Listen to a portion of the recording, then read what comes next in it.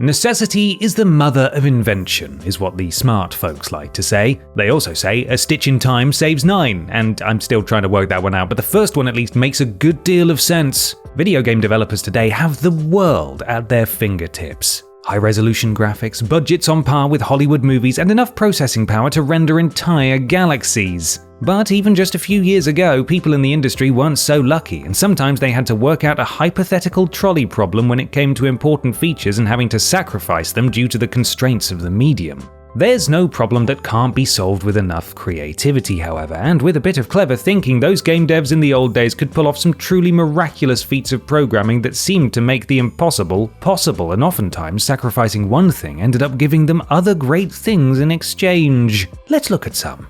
I'm Ben from TripleJump, and here are 10 times technical limitations made games so much better.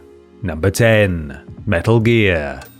Stealth games can be extremely hit or miss depending on the context. Stealth games are often fantastic, while stealth segments in games outside the genre are notorious for being the lowest point of many a beloved title. Love it or hate it, modern stealth gameplay can trace its roots back to one specific game. Years before the series solidified, the original Metal Gear was in development as a high-speed run-and-gun shoot-'em-up game with a military aesthetic. There were just two problems. The console hardware was unable to produce a smooth scrolling effect, and it also couldn't render more than a few enemies at a time, which presented difficulties for both the running and the gunning necessary for the game. Undeterred, the team's director, the now legendary Hideo Kojima, decided to change tack. Rather than focus on shooting as many enemies as possible, the objective would instead be to avoid enemies as much as possible. The game was a hit and would spawn not only an entire franchise of sequels, but the entire stealth genre as we know it today. Not too shabby for a plan B, is it?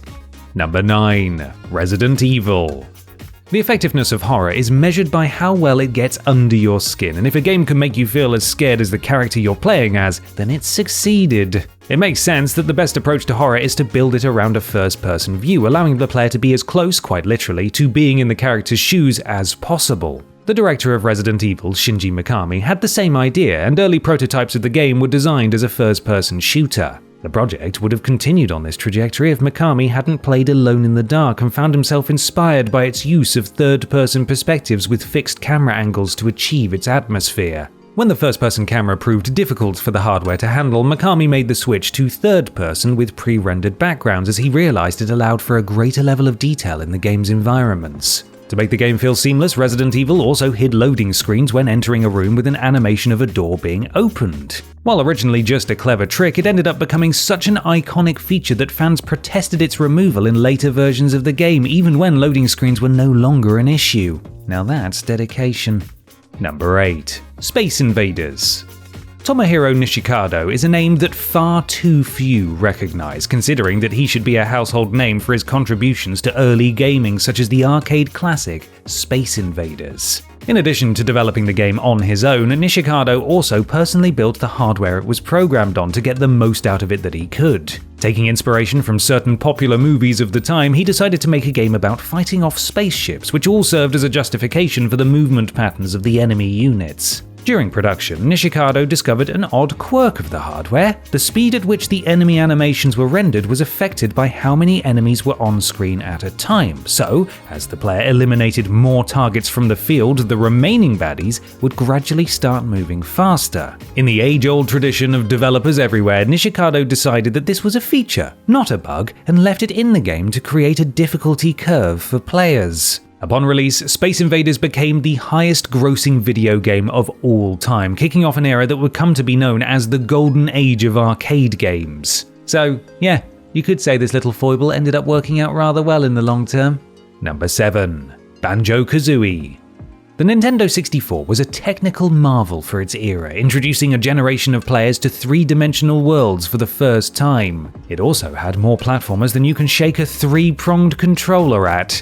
While Mario may have ruled the roost, he had stiff competition in the form of a bear and bird. Banjo-Kazooie, developed by Rare, was a 3D collectathon platformer that built on the foundations laid by Super Mario 64 to what some consider even greater heights. Though the system's memory restricted the number of levels they could include, Rare worked around this by focusing on a smaller number of large worlds with more in them. Lots more, as it was relatively easy to litter the game with numerous collectibles. And when the engine struggled to render an entire world at once, Rare tweaked the level design to include more twists and turns they could use to hide parts of the world from view. This allowed the console to stop rendering those sections and free up memory, a process known as culling that would become common practice in the industry.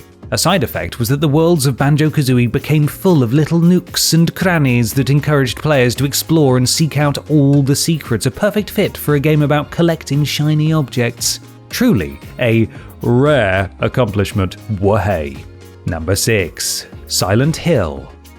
Oftentimes, the things we can't see are scarier than the things we can, and fortunately for the developers of Silent Hill, that was the exact opposite of a problem. During its 2 years in development, the team that made Silent Hill received very little support from their publisher Konami. Their budget was minuscule and they frequently found themselves feeling cut off and isolated from the rest of the company. While the lack of faith and oversight meant they were free to shape the game how they wanted, it also meant that they frequently struggled with technical problems. Early on, the game suffered from a poor draw distance, making it difficult to render enemies and objects far away from the player. Deciding to work smarter and not harder, the developers simply opted to hide the game's limited view with a heavy curtain of fog and heavy darkness all around. Not only did it work like a charm for solving the problem at hand, it also gave the game an oppressive, eerie atmosphere that only served to heighten the constant sense of dread. It worked so well that when the fog was no longer required to conceal the bad draw distance in future games, fans actually got upset that they could see everything clearly for the first time.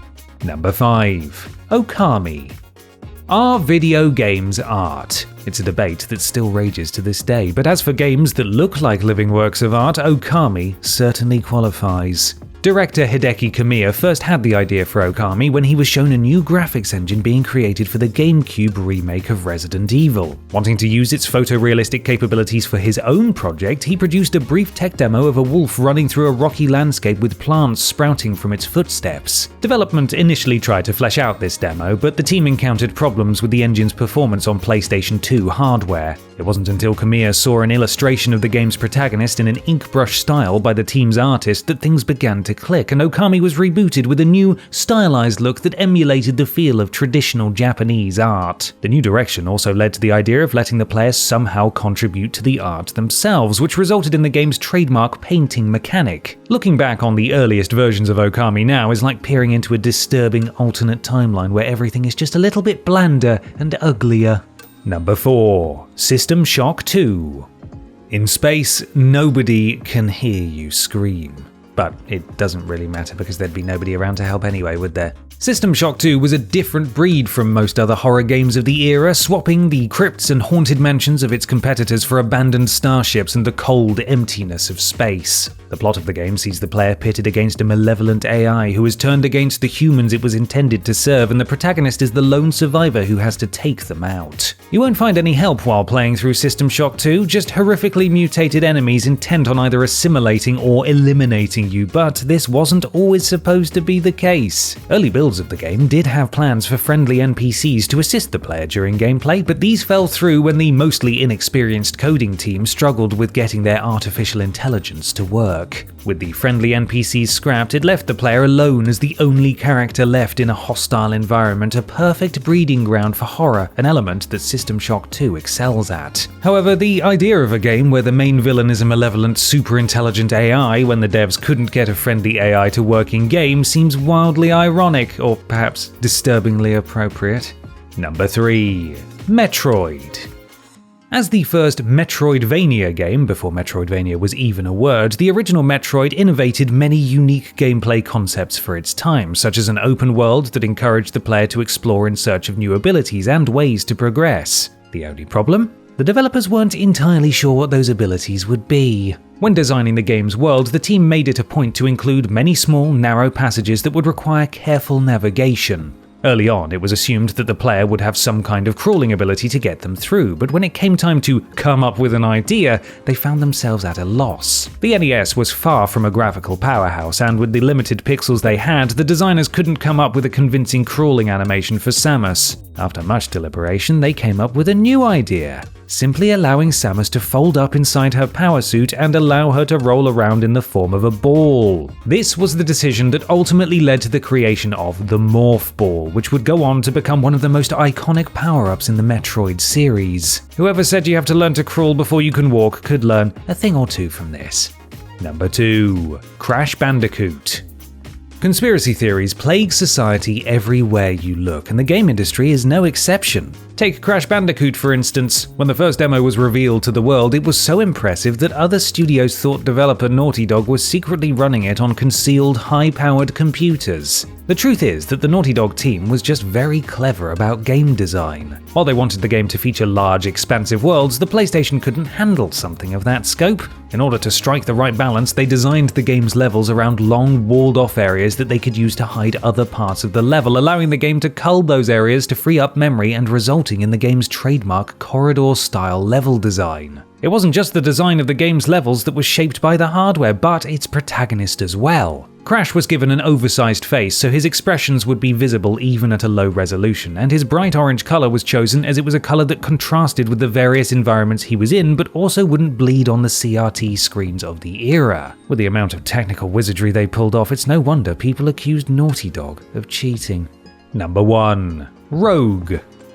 In today's world of hyper-realistic graphics and cinematic stories, something like Rogue, originally released in 1980, seems positively quaint, a simple assemblage of letters and symbols that looks more like a corrupted Word document than a video game. But make no mistake, this was mind-blowing for its time. Inspired by text-based adventure games of the era, the creators of Rogue wanted to make a fantasy dungeon crawler in the vein of Dungeons & Dragons, but their main issue with such an undertaking was the fact file saves were so limited back then that most games couldn't consist of more than a few levels, leaving very little room for replay value. To overcome this, the creators employed procedural generation, meaning that every time a player died and started over, they'd be greeted with an entirely different dungeon and a wholly unique adventure.